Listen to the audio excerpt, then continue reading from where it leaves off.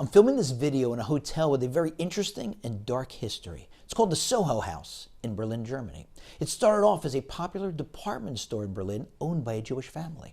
During World War II, the Nazis took it over, took it away from the Jewish family, and turned it into the headquarters of Hitler Youth.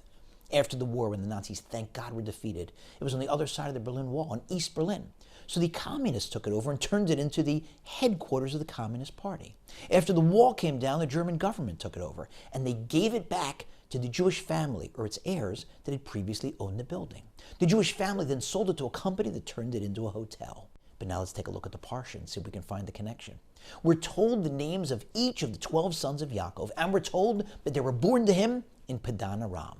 There's only one problem. Padan Aram is outside Israel. That's where Lavan lived. And indeed, 11 of Yaakov's 12 sons were born there. But the 12th one was not. We know where the 12th one was born.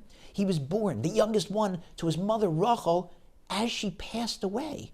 And we know where she died because to this day you can go visit her gravesite, Kever Rachel, in Israel. Binyamin, alone among the 12, was not born in Padan Aram. So why are we told that all 12 were born there? I heard an explanation as follows. When Yosef, Binyamin's older brother, Rachel's older son, was born, she named him Yosef as a prayer.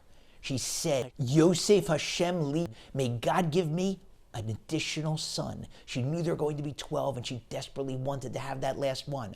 And God answered that prayer in Padan Aram. When she made it, yes, the next one's going to be born to you. So even though Binyamin wasn't physically born in Padan Aram, since the prayer that his mother uttered such that she'd have him born to her was answered in Padan Aram, it's counted as if he was born there.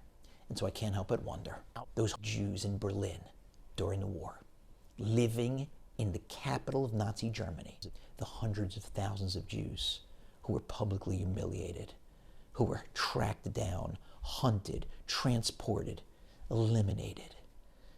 Before the deaths of so many of them, I can almost guarantee, whether they were religious or not, or anything in between, sure, they prayed that they'd somehow live. Most didn't. Or that their kids would live. Most didn't, but some did.